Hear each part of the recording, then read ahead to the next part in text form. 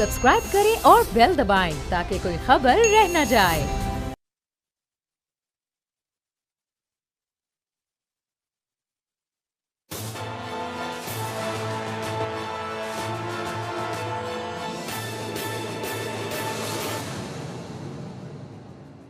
अस्सलाम वालेकुम नाज़रीन, मैं हूं आपका मेज़बान समी इब्राहिम और आप देख रहे हैं प्रोग्राम तज्ज़िया। आज का हमारा ये प्रोग्राम एक स्पेशल एपिसोड है जिसका हमने पहले ऐलान भी किया था। आज हम आपको वो मदरसा दिखाएंगे, वो मस्जिद दिखाएंगे जहां अल्लामा खादिम हुसैन रिज़वी मरहूम नमाज भी पढ़ाते थे, जुमा भी पढ़ाते थे, खुतबा भी देते थे और नामूस रिसालत के हवाले से जो उनकी गुफ्तगू थी वहीं से उसका आगाज़ हुआ था। ये और आज मैं अपने इस प्रोग्राम में बहुत सारे सवालात का अहाता करने की कोशिश करूँगा। मैं आपको जो साद रिज़वी हैं, खादिम हुसैन रिज़वी साहब के साहबजादे, जो अब तहरीक लब्बैक के सरबराह हैं और उनकी तहरीक को आगे ले जाने का फ़रीज़ा अब उनके कांधों पर है, उनसे जो हमारी ये गुफ्तगू हुई वो गुफ्तगू भी मैं अगले हिस्से में जाके आपको सुनवाऊँगा। आप ख़ुद उनकी ज़ुबानी सुनेंगे कि खादिम हुसैन रिज़वी साहब कैसी उनकी शख्सियत थी, क्या वो सोचते थे और सबसे बढ़कर के उनका इंतकाल कैसे हुआ, इस पे बहुत स्पेकुलेशन हुई थी। वो भी आप उनकी ज़ुबानी सुनेंगे। फिर उनके मुस्तकबिल के क्या प्रोग्राम्स हैं, किस तरह से वो आगे जाना चाहते हैं, क्या सियासत में हिस्सा लेंगे, क्या किसी सियासी पार्टी की तरह आगे जाएंगे। जो इस वक्त पाकिस्तान में सियासी पार्टीज़ हैं, क्या उनमें से किसी के साथ इत्तेहाद करेंगे, अलायंस करेंगे। बहुत सारे सवालात हैं, ये इनका जवाब हमने लिया। लेकिन सबसे पहले मैं आपको जो एक बहुत बड़ा जो एतराज़ था खादिम हुसैन रिज़वी साहब पर और उसका सुप्रीम कोर्ट के फ़ैसले में भी ज़िक्र आया, ऐसा तासुर दिया गया कि जो फैज़ाबाद धरना है या जो तहरीक लब्बैक है, ये कोई फंडिंग हुई है, कोई एजेंसी इसके पीछे है। तब ये कहा गया कि ये नवाज़ शरीफ साहब की जो नून लीग की हुकूमत है उसको गिराने के लिए बनाई गई है और पता नहीं कहाँ कहाँ से शायद इसको फंडिंग आई होगी। तो मैंने ये फ़ैसला किया, सोचा, अपने साथियों से मशवरा किया कि ख़ुद जाकर देखते हैं वहाँ पर सूरत हाल क्या है। तो ये यतीम खाना चौक में एक छोटा सा मदरसा है बिल्कुल मेन रोड पर और वो जो मस्जिद है उसका नाम है मस्जिद रहमतुल्लिल आलमीन। वहाँ पर हम लोग गए, वहाँ पर हम लोग पहुँचे। बहुत ही एक सादा सा ये सारा मामला था।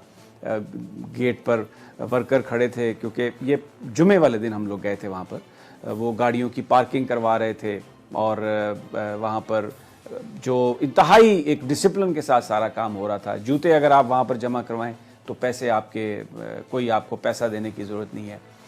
फिर जब हम अंदर गए तो वो जो मस्जिद थी कोई ख़ास उसमें कोई संगे मरमर नहीं लगा हुआ था, कोई ऐसा नज़र नहीं आ रहा था कि यहाँ पर कोई बहुत पैसा लगाया गया है।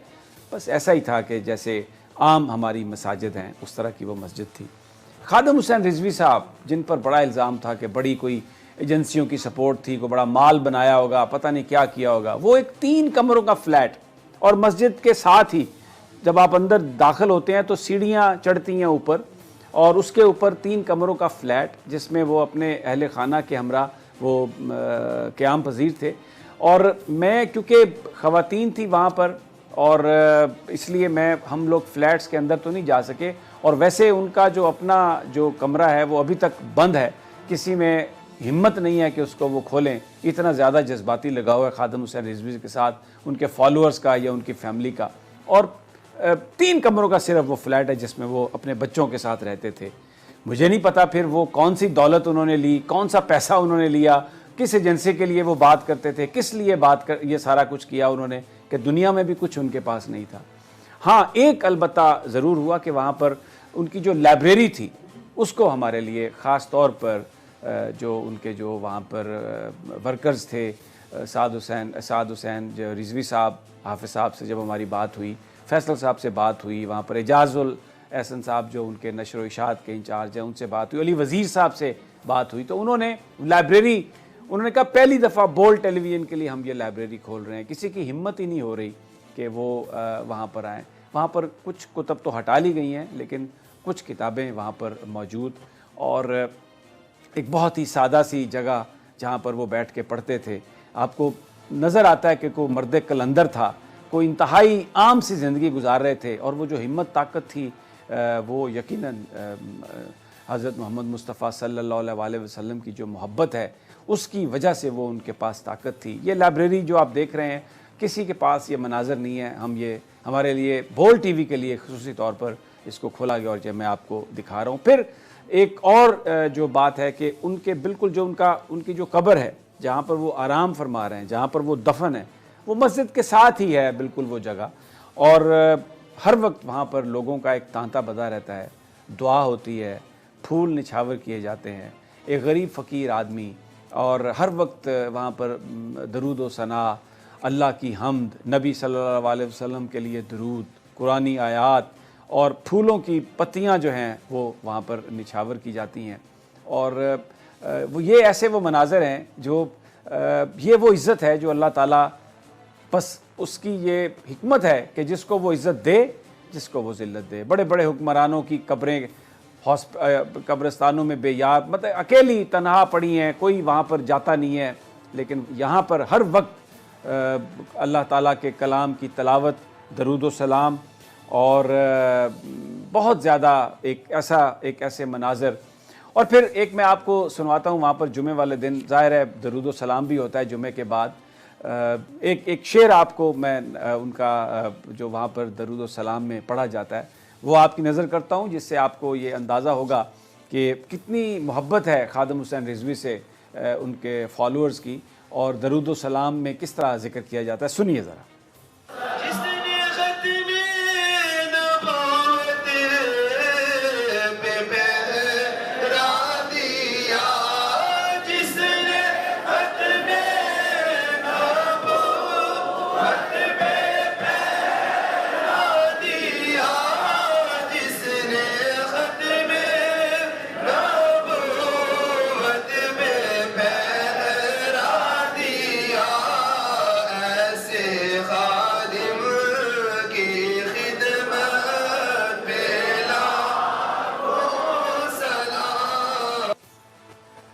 आशिक रसूल का ज़िक्र हर उस दरूद व सलाम में वहाँ पर आता है जो नबी पाक सल्लल्लाहु अलैहि वसल्लम के लिए पढ़ा जाता है।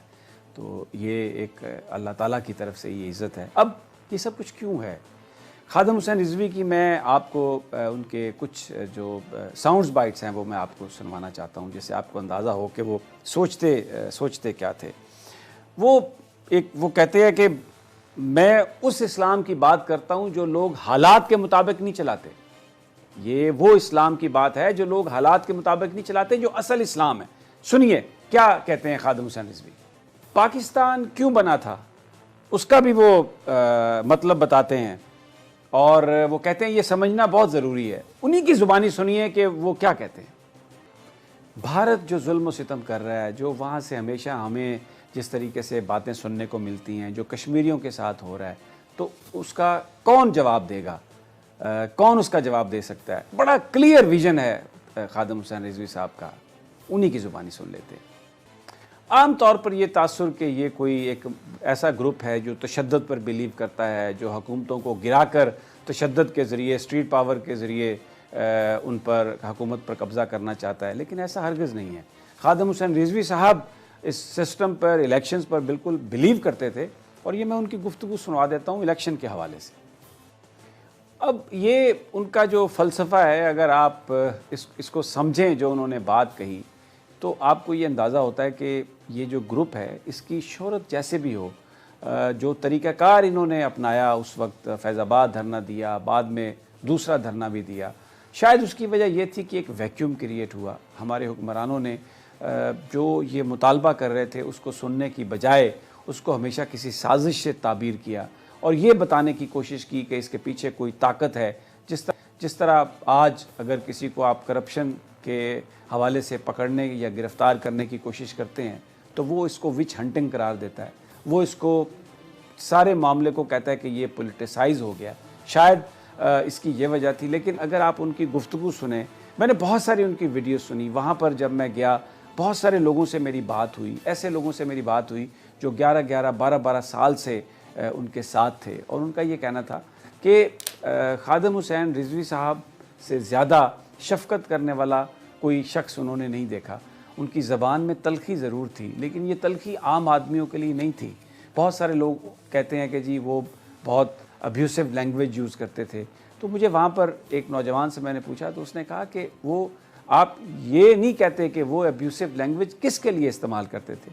जो लोग हमारे आका की डेलिब्रेटली तौहीन करते हैं, जो लोग यहाँ पर मुसलमानों के हकूक़ को गज़ब करते हैं, जो लोग मुसलमानों को मारते हैं, जिन्होंने इस पाकिस्तान को जो इसलिए हासिल किया गया था कि इस्लाम के मुताबिक ज़िंदगी गुजारें और एक इज़्ज़तमंदाना ज़िंदगी गुजारने का वादा किया गया था पाकिस्तान के आइन और कानून में, उस आइन और कानून का भरकस निकाल दिया, उनको वो अब्यूसिव लैंग्वेज इस्तेमाल करते थे। तो आप बताएं, ये उस नौजवान का सवाल था कि आप बताएं क्या उसके बारे में अब्यूसिव लैंग्वेज इस्तेमाल नहीं की जा सकती, बल्कि अब्यूसिव लैंग्वेज को तो छोड़ें आप, उनके साथ तो बुरा सलूक होना चाहिए। जिन लोगों ने यहाँ पर 22 करोड़ लोगों की ज़िंदगियों को अजीरन बनाया है, कानून होना चाहिए जो उनको सज़ा दे। जिस तरह चाइना में जो करप्शन में मुलव्वस लोग हैं उनको कतारों में खड़ा कर कर गोली मार दी जाती है, तो हमारे यहाँ इन चीज़ों की ज़रूरत है। लेकिन आप जो शख्स करप्शन को हाईलाइट करता है, जो शख्स करप्ट लोगों के हवाले से जो दीन पर कंप्रोमाइज़ करते हैं उनके बारे में बात करता है, जो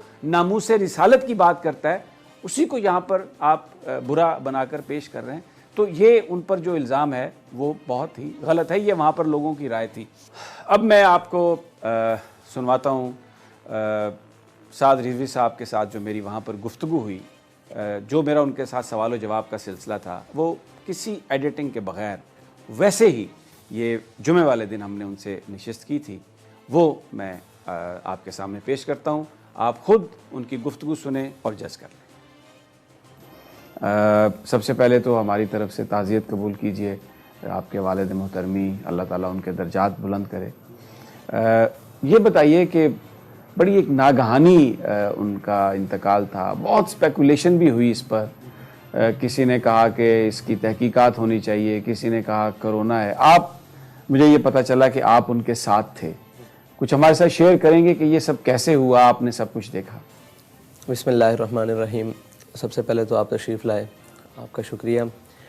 और उनका दुनिया से जाना वो एक ही वजह बना है जो हमने तहकीकात की हैं और जो हम तहकीक समझे हैं, वो था कि जब से फ़्रांस में खाके शाया हुए थे ना सरकारी सतह पर, तो वो एक बात बार बार कहते थे कि यार उन्होंने हमारे आका मौला सल्लल्लाहु अलैहि वसल्लम की जो गुस्ताखी की है ना वो सरकारी सतह पर, ये 57 इस्लामी मुर्दे कहा करते थे, ममालिक नहीं कहते थे हजूर की इज़्ज़त के मुकाबले में इन्होंने मुर्दों वाला किरदार अदा किया। ये 57 इस्लामी मुर्दे कहाँ हैं? इनका हक बनता है ना ये सरकारी सतह पर उसको जवाब दें। मतलब ये थी उनकी एक अंदर की कुड़न, और इस कुड़न को कोई बयान नहीं कर सकता। और हमारे एक शाह साहब हैं, वो अक्सर खिदमत किया करते थे, वो कहते थे कि जब से ये मामला हुआ था तो उनके कंधे कभी कमज़ोर नहीं पड़े, उसके बाद अंदर से वो जल रहे थे और वो जलन उनकी मौत का सबब, यही उनकी इस दुनिया से रुखसती का। जी बिल्कुल यही समझना। वरना बुखार होता है नॉर्मल, आपकी तबीयत ज़्यादा भी ख़राब रहती थी, इससे भी ज़्यादा ख़राब रही है काफ़ी मरतबा, लेकिन ये अचानक से बिल्कुल लम्हों की बात हुई है। लम्हों की बात।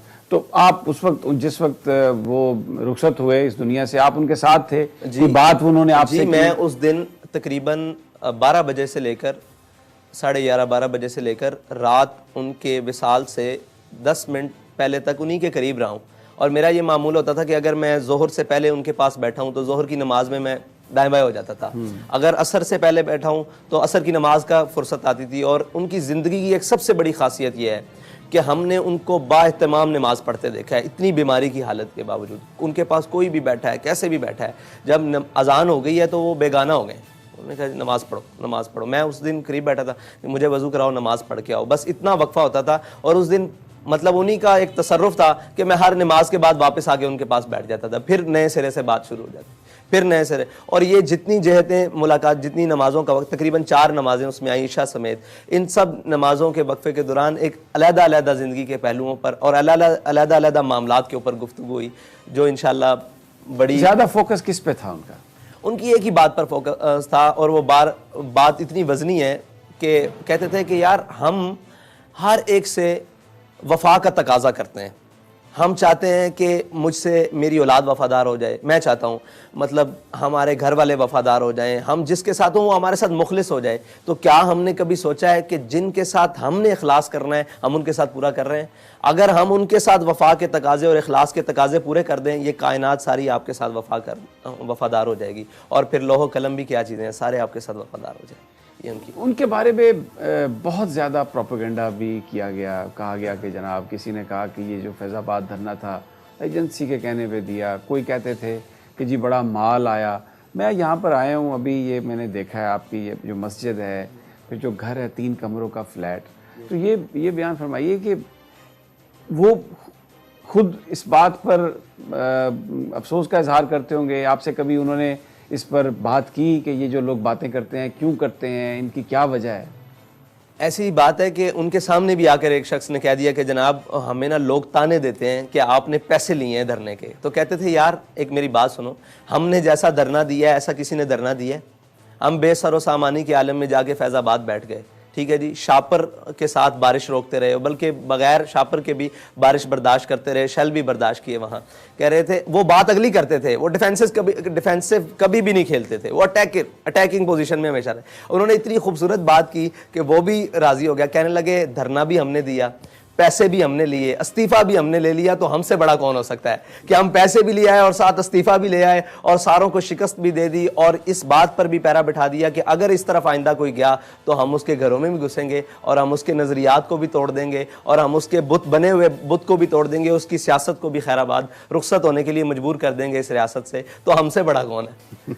हाँ, वो मतलब ये तो बातें सारी सरसरी हैं, वो इन चीज़ों से बेगाना थे। अच्छा, उनकी जो गुफ्तगू है, भले वो ज़बान पंजाबी इस्तेमाल करते थे, हालांकि एक लैंग्वेज है, लेकिन अनफॉर्चुनेटली पंजाबी वाहिद कौम है जो पंजाबी को ओन नहीं करती, बाकी तमाम कौमें अपनी ज़बान को ओन करती हैं। लेकिन वो गुफ्तगू में इकबाल के शेर पढ़ते थे, शिराजी के, हाफिज़ के शेर पढ़ते थे, बहुत ही एक ऐसी गुफ्तगू थी, अगर आप उसको गौर करें तो एक इन डेप्थ जो मैसेज था वो दहला देता था। तो अक्सर मुतालिया करते होंगे, आपके साथ भी, आपकी तरबियत में भी वो चीज़ें उन्होंने शामिल की, इनकॉर्पोरेट की? बिल्कुल ऐसे ही है, मैंने तो सारा जो कुछ भी सीखा, और मुझे उन्होंने एक सबक दिया, आपके मतलब एक्सीडेंट के बाद एक और साथी हैं उनको भी यही सबक दिया कि किताबें तो 2 हर्फ सिखाती हैं, आदमी आदमी बनाते हैं। तो हम हमारे अंदर जो भी आदमियत है, जो भी हमारे अंदर कोई वस्फ है किसी भी चीज़ का, वो उन्हीं का दिया हुआ है, उन्हीं का सिखलाया हुआ है। और उनके अंदर एक खासियत थी कि वो अपनी हर चीज़ को जो उनके साथ मुंसलिक थी बमांगे दोहल ऑन करते थे। लोगों ने बड़ा कहा कि हज़रत आप उर्दू का इस्तेमाल करें, इससे बहुत फ़ायदा होगा था। कहते थे जल्ले जो तक मैं पंजाबी गल ना कर लवां मेरा अंदर ही पूरा नहीं होता, मैनू गल समझाने का मज़ा ही नहीं आता। मतलब वो पंजाबी में कहते हैं मुझे बात समझाने का मज़ा ही पूरा नहीं आता। तो वो जो भी उनके साथ मुंसलिक चीज़ थी ना उन्होंने अपना लिबास बदला, ना उन्होंने अपनी वज़ाकता बदली। आप देखते हैं उनकी ज़िंदगी देखें, वो मुल्क से बाहर गए एक दफ़ा शाम के दौरे पर और बताते थे आके कि यहाँ से मैं गया, मेरे साथ काफ़ी सारे उलमा थे, उन्होंने वहाँ जाके चुगे पहन लिए और जनाब वो कुबाएँ पहन ली और वहाँ पगड़ियाँ के रंग बदल लिए, और कह रहे मैंने वही धोती, ये धोती उन्हीं की है, ये धोती और वाइट सूट और ऊपर दस्तार और यही पहन लिया और यही पहन के सारा काम चला। तो अपनी जो चीज़ थी ना, तहजीब और तमद्दुन जो उनके अंदर कूट के भरा हुआ था, उसको बड़ी खुले दिल से ऑन करते थे। जो हमारी तहजीबी बातें थी, रिवायात की बातें थी, उन्हें खुले दौर थे, इसीलिए वो पंजाबी में ज़्यादा गुफ्तगू करते थे और उसको ऑन करते थे कि लोग समझते हैं कि अजड होता है जो पंजाबी बोलता है और ये वो, बल्कि उन्होंने पंजाबी में अंग्रेज़ी वालों को मजबूर कर दिया कि वो आपकी पंजाबी में तर्जुमे ट्रांसलेट करके अंग्रेज़ी में गुफ्तगू सुने। अच्छा, ये बताइए कि उन्हें अंदाज़ा था जब वो इतने बीमार रहे कि शायद अब वक्त रुखसत आ पहुंचा, गुफ्तगू से कुछ आपको अंदाज़ा हुआ? जी, मैं उनके करीब था, ये उनका रूहानी तसर्रुफ कह लें कि उन्होंने मेरे साथ सारी वही बातें की हैं जो आज रोनुमा हो रही हैं या आइंदा आने वाले वक्त में रोनुमा होंगी। लेकिन मेरा एक मरतबा भी ख्याल नहीं किया कि आप दुनिया से जाने के लिए ये सारी बातें मेरे साथ कर रहे हैं और मुझे समझा रहे हैं कि रिश्तेदारी का क्या ताल्लुक है, वज़ादारी कैसे रखनी है, किसके साथ कैसे ताल्लुकात हैं मेरे, उनके साथ कैसा उठना बैठना रखना है, तुम्हारे पर ये जिम्मेदारी हैं, ये जिम्मेदारी हैं, ये जिम्मेदारी हैं। इस मतलब तारीख के हवाले से सारी गुफ्तगू उन्होंने मेरे साथ की, लेकिन मेरा एक वक्त के लिए भी ख्याल, एक लम्हे के लिए भी नहीं गया कि ये मेरे साथ ऐसी बातें क्यों कर रहे हैं। हालांकि वो सारी बातें वही इसी मकसद के लिए थी। इकबाल इससे आगे की चीज़ है, कहते थे अगर ये हम मिंबर पे बयान करें तो लोग हमें मारेंगे। इकबाल से बड़ा मौलवी कौन है? आपने हमारे मुआहदे के हवाले से अमली इक़दामात क्या किए? आपने एक कौम से मुआहदा किया, हमारे वालिद साहब की सुन्नत हमारे सामने, हम उसी ट्रैक पर चलेंगे।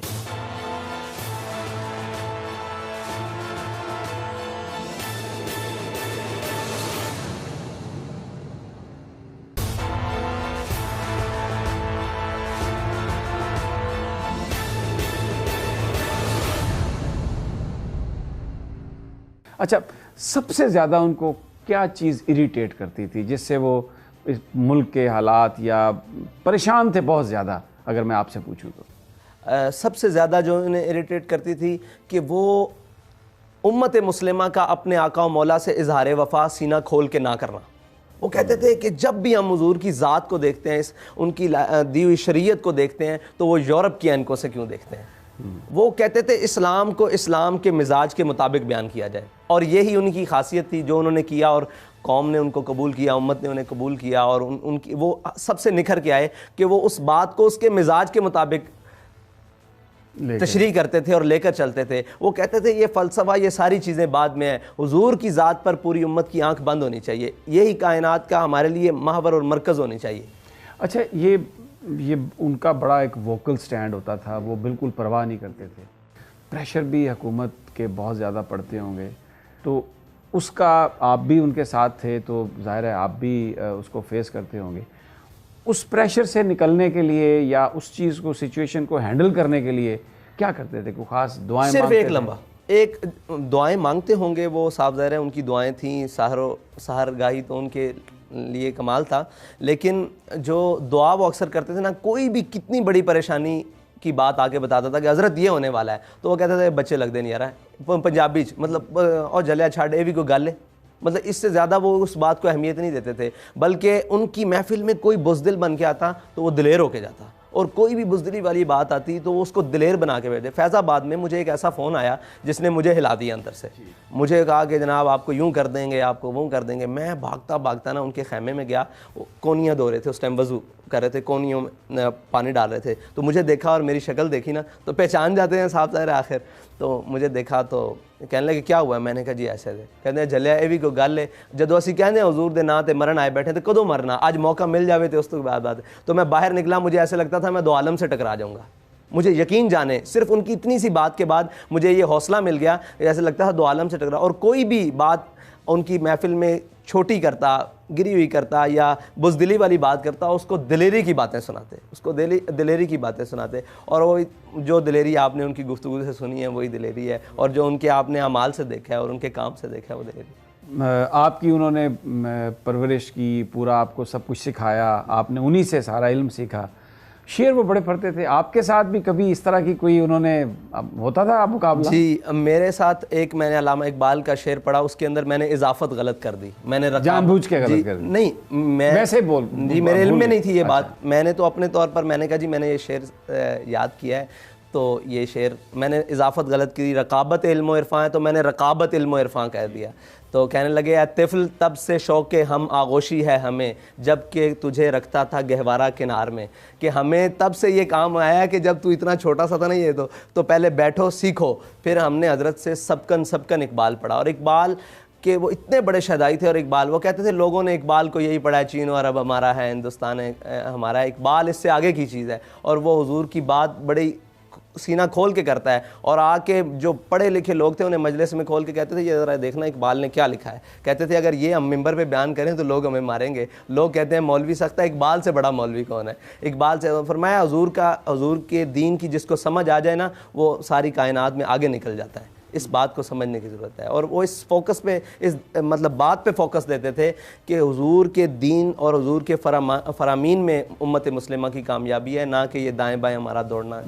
अच्छा, आपकी गुफ्तगू से मुझे अभी ये अंदाज़ा हो रहा है कि क्योंकि अगरचे वो बीमार भी थे, आपसे बातें भी करते रहे, लेकिन आपको कुछ अंदाज़ा नहीं था कि ये इस तरह से वो रुखसत होने वाले हैं। फिर ये इतनी बड़ी जमात है, उसकी अब आपके पास उसको आप लीड कर रहे हैं, तो इस चैलेंज के लिए आप तैयार तो नहीं थे। तो फिर हिम्मत और सारा जज्बा कैसे आपने अपने आप को एडजस्ट किया अब इस काम के लिए? मैं 2015 तक, बल्कि 16 तक अपने वालिद साहब को अपने बिल्कुल साथ रहा हूँ। मैंने उनकी ड्राइविंग भी की है, सफ़र हज़र भी की है। लेकिन 2016 के बाद उन्होंने मुझे मैदान अमल में पीछे रह के हर काम करने के लिए कहा। मतलब जो भी काम होता, जैसे ऑपरेशनल मामलात हैं, जितने भी तहरीक के, वो मुझे कहते इसको कहो ये करे, इसको कहो ये करे, मतलब खुद प्रैक्टिकली कुर्सियां लगाने तक, हर मामला तक। फिर हर मैदान में मुझे उन्होंने आगे रखा। फैज़ाबाद जिस दिन ऑपरेशन हो रहा था, सबको कहते उसको बुला के लाओ, मुझसे पूछते हैं क्या सूरत हाल है। मैंने कहा जी शेलिंग हो रही है, ये है। मुझे कहते चलो भाग के आगे जाके सबसे आगे खड़े होना है, लोगों को ये ना लगे कि तुम पीछे भागे। मैं फिर सबसे आगे जाता, फिर बाद वापस आता, फिर आगे जाता, फिर वापस आता। तो उन्होंने हमें मैदान अमल में रख के ना खौफ भी दिखाया। खौफ की जो सूरत हाल सही होती है ना, जिसमें अल्लाह ताला ने कहा वला नबलुवन्नकुम बिशैइन मिनल खौफि वल जूइ व नक्सिम मिनल, तो हमने भूख भी देखी उनके साथ रहते हुए, खौफ भी देखा और नुकसान देखा, जानों का ज़िया भी देखा, सारा कुछ देखा। उन्होंने हमें प्रैक्टिकल लाइफ से गुजारा कि हमें उनकी जो जुदाई है ना, वो तो हमारे लिए एक ऐसा लम्हा है और ऐसी एक दागे मतलब गम है कि जो कभी मिट नहीं सकता। लेकिन उन्हें हमें प्रैक्टिकल लाइफ से ऐसे गुजारा है कि इंशाल्लाह ये छोटे मोटे जो मामलात हैं, ये सारे मतलब प्रेशर और आप कह सकते हैं डराना धमकाना, इन चीज़ों से हमें उन्होंने गुजारा है, प्रैक्टिकल गुजारा है। ये चीज़ें हमें इंशाल्लाह हमारे मंजिल की जानिब बढ़ने से नहीं रोक सकें। अच्छा, अब क्योंकि हर नज़र आपकी तरफ है और जिस एहतजाज की वजह से यानी वो बीमार थे और उस एहतजाज में उन्होंने शिरकत की, फिर वो इस दुनिया से भी चले गए, एक मुआहदा हुआ था गवर्नमेंट के और तहरीक लब्बैक के बीच में। पूरी जो इस वक्त नौजवान पाकिस्तान के हैं वो उसी की तरफ देख रहे हैं, सोशल मीडिया पर भी है, 16 या 15 शायद उसकी तारीख है अगले माह की। तो कोई हुकूमत से कोई बातचीत हो रही है इस हवाले से? हाँ जी, हमारे नुमाइंदगान की उनसे काफ़ी सारी बैठक हुई है, तो वो हमसे पूछते हैं कि आपका इरादा क्या है। हमारा सवाल उनसे सिर्फ इतना है कि आपने हमारे मुआहदे के हवाले से अमली इक़दाम क्या किए हैं। अगर आप मुतमईन कर लें, हमें दिखाएं कि हमने ये अमली इक़दाम नामूस रिसालत के लिए जो हमने आपसे वादा किया वहाँ तक किए, तो हम अभी भी ख्वाहिश करते हैं कि वो हमारी बात पहले सुने। अभी उनके पास वक्त है, 1 माह का वक्त है, उसके ऊपर अमली इक़दाम ना करें। अगर नहीं करेंगे तो फिर हमारे वालिद साहब की सुन्नत हमारे सामने बिल्कुल वाज़े तौर पर मौजूद है, हम उसी ट्रैक पर चलेंगे। उसके लिए हमें जो भी मतलब कीमत उठानी पड़े वो बिल्कुल है, कि मुसलमान के लिए सबसे बड़ी बात यह है कि वो अपने आका और मौला सल्लल्लाहु अलैहि वसल्लम के नामे गिरामी पर अपनी जान दे दे, इससे बड़ी कोई नहीं। आप देखें कि एक आलिम हो, एक मजहबी आदमी हो, उसका स्टांस भी नामूस रिसालत पर वही होता है, और एक जिसने कभी मस्जिद की तरफ मुंह भी ना किया हो उसका स्टांस भी एक होता है। क्योंकि अल्लामा इकबाल कह गया कि वो फाका कश जो मौत से डरता नहीं ज़रा, रूह मोहम्मद इसके बदले, ये रूह मोहम्मद है, हुजूर की ज़ात जो है ना, ये रूह मोहम्मद है। इनकी नामूस और ख़त्म नबूवत के ऊपर जो भी कोई मामला होगा ना, ये उम्मत खड़ी होगी, और उम्मत का इकट्ठा होने का सबब भी यही है।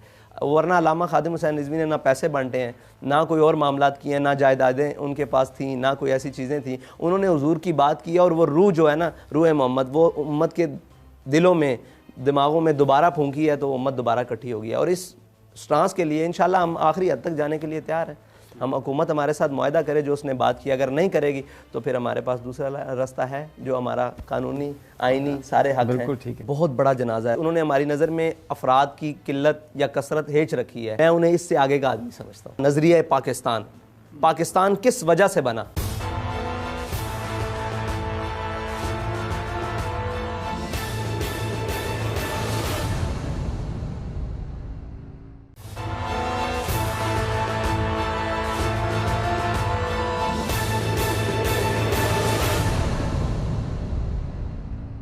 अच्छा, नेशनल मीडिया ने कभी खादिम हुसैन रिजवी साहब को वो पजीराई नहीं दी। जब वो एहतजाज की कॉल करते थे तो ख़बर तक नहीं आती थी, हर जगह पर पाबंदियाँ लगाई जाती थी। फिर जब उनके इंतकाल की ख़बर आई तो जनाजे का भी ऐलान हुआ, लेकिन वो भी मीडिया पर बस बहुत छोटा सा टिकर कहीं चला, कोई किसी ने गाड़ी नहीं दी कोई। लेकिन वहाँ पर जो लोगों का एक जमे गफ़ीर था, तो बहुत सारे लोगों ने इसकी इस तरह से वजाहत की कि इमाम हम्बल से वो कोट किया कि हमारे जनाजे हमारी सदाकत की गवाही देते हैं। तो आप ये बताइए, जब आप उनको उनके आखिरी सफ़र के लिए लेके चले और वहाँ पर पहुँचे मीनार पाकिस्तान, आपको उम्मीद और तवक्को थी कि इतने लोग आएंगे? जब मुझे लोगों ने कहा कि बहुत बड़ा जनाजा है, रास्ते में फ़ोन करें बहुत बड़ा जनाजा है, मैंने उनसे कहा कि पहले ये सोचो कि जिस शख्स को हम जनाजे की तरफ लेके जा रहे हैं ये कितना बड़ा है। मुझे मालूम था, मैं उनके साथ रहता था, ये चीज़ें हेज उन्होंने हमारी नज़र में अफराद की किल्लत या कसरत हेज रखी है, मामलात की किल्लत और कसरत हेज रखी है। बहुत बड़ा जनाजा हुआ, इसमें कोई शक नहीं है, लेकिन हमारे नज़दीक उनकी मतलब वो तो दुनिया के लिए है कि उनके मामलात, मैं उन्हें इससे आगे का आदमी समझता हूँ। उनकी शान इससे आगे शुरू होती है, उनका मकाम इससे आगे शुरू होता है। जनाजा की गिनती तो बात की बात, ये जो उनके रस्म चेलम हुआ है इस पर ही लोग गिने नहीं जा सकते अल्लाह ताला ने उनके लिए। तो ये जो आशिक होते हैं ना, उनकी बातें मुख्तलिफ होती हैं और मैं उन्हें उससे आगे के मकाम का आदमी समझता हूँ। और बेशक इमाम अहमद बिन हंबल ने फरमाया था कि तुम्हारे और हमारे दरमियान जनाजे फ़ैसला करेंगे। तो जितने भी आपने दौर देखे, यानी कि मुशर्रफ से लेकर और इमरान खान तक, इन सब को ये पैगाम दिया कि हक़ और बातिल के दरमियान अगर तुम अफराद की कसरत समझते हो तो लो, अफराद की कसरत हमारे लिए कोई माना नहीं रखती, वो हम जब चाहें इकट्ठी कर लें। अगर हम दुनिया से जाएं तो हम एक पैगाम देकर जाते हैं कि आशिक का जनाजा है। अच्छा, आपकी जो तंजीम, बहुत सारे लोगों का ये ख्याल, आपने बड़े, आपकी जमात ने बहुत वोट लिए, जी जी जी, लेकिन शायद अभी तंजीमी स्ट्रक्चर वैसा नहीं है जैसा दूसरी पार्टीज़ का है, जिसकी वजह से शायद आप जो आपकी हमायत है ग्रास रूट लेवल पर, उसको आप वोट की ताकत में ट्रांसलेट नहीं कर सके। अब अपनी जमात को ऑर्गेनाइज़ करने के लिए, बाकायदा पॉलिटिक्स में ले जाने के लिए आप तैयार हैं? कोई आपका ऐसा मंसूबा, प्लान है कोई? जी बिल्कुल, बाकायदा पॉलिटिक्स में तो हम हैं, कौमी धारे में हम मौजूद हैं। डेफिनेटली हमारे मुखालिफ कौमी धारे में नहीं आ रहे, हम अल्हम्दुलिल्लाह मौजूद हैं। वो कौमी धारा ये है कि हम इलेक्शन में बाकायदा इलेक्शन कमीशन में रजिस्टर्ड है। हमने 2018 का इलेक्शन कंटेस्ट किया, उसके पहले भी एन हल्का 120 में नवाज शरीफ के खिलाफ, मरहूम कलसूम नवाज साहिबा के खिलाफ हमने इलेक्शन कंटेस्ट किया। और जितने भी 3-4 थे नाम के इलेक्शन की ज़िमनी आपकी जमात की बड़ी कामयाबी थी, आपने बिलावल भुट्टो को लिहारी में शिकस्त दी, आपके एक वर्कर ने।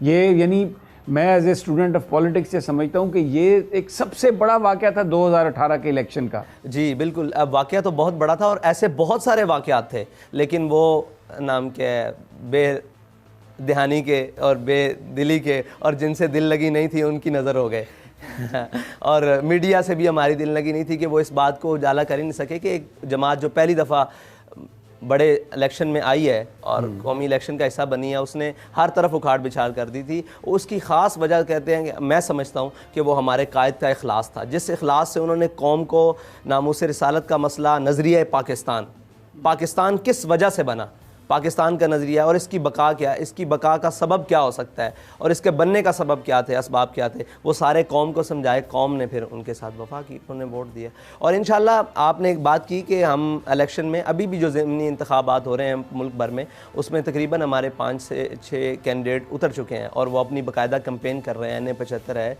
यहाँ डस्का में, PP-51 है पंजाब, यहाँ पर वज़ीराबाद में, नौशहरा में, पेशावर में, उसके बाद कराची में PS-88 का इलेक्शन है।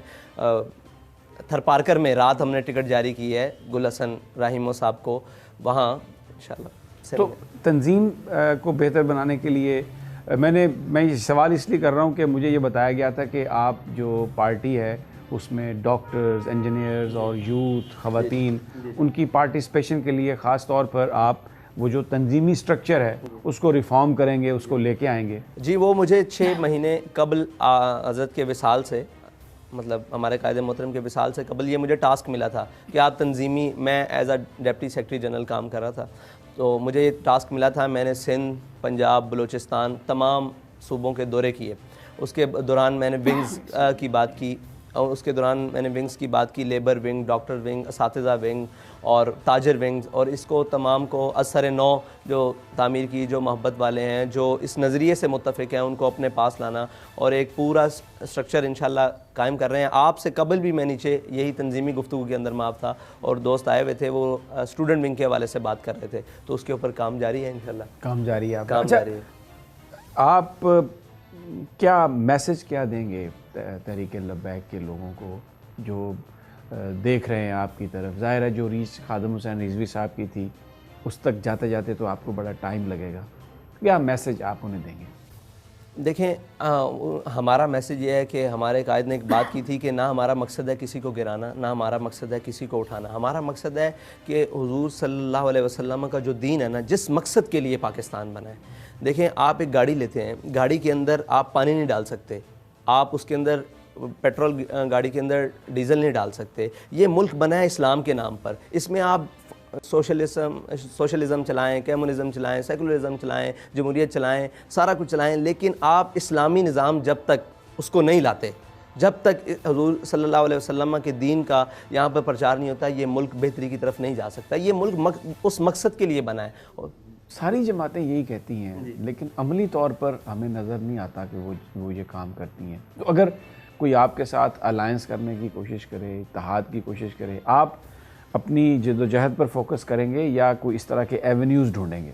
देखें, हमारे साथ हर शख्स वो आ सकता है जो हमारे नज़रिए पर मुत्तफ़िक है, वो कोई भी हो, वो इस नज़रिए पर आ जाए, हम उसके साथ अलायंस करने के लिए तैयार हैं, लेकिन हम अपनी जद्दोजहद करेंगे। हाँ, हमारे साथ कोई मिले आकर इस नज़रिए पर पहले खड़ा हो, फिर बाकी बातें सारी बाद में। पहले इस नज़रिए पर नामूस रिसालत, ख़त्म नबूवत। हमारा मंशूर सादा सा है कि इस्लाम, पाकिस्तान और आवाम।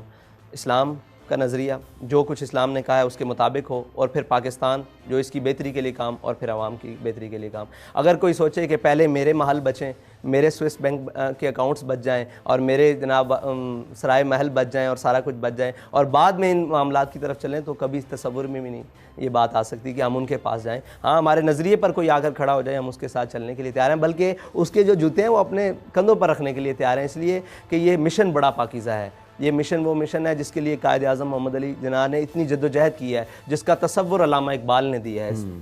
तो अच्छा, आखिर में मैं आपसे एक फिर बिल्कुल क्लैरिटी के साथ आप क्या कहेंगे जो लोग आपको देख रहे हैं कि 16 फरवरी वो जो डेट है, अगर उस माहदे पर अमल दरामद नहीं हुआ तो क्या करेंगे आप, क्या कहेंगे आप अपने दोस्तों साथियों को?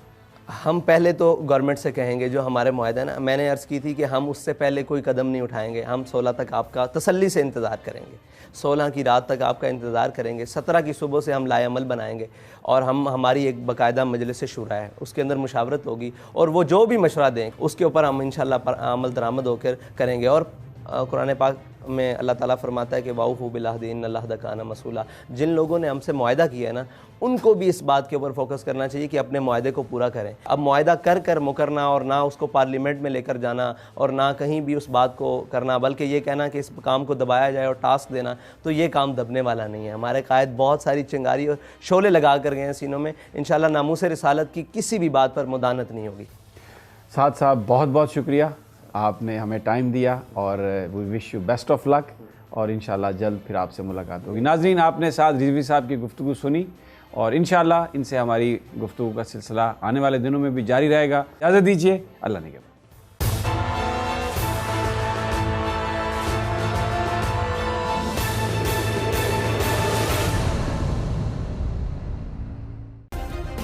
सब्सक्राइब करें और बेल दबाएं ताकि कोई खबर रह न जाए।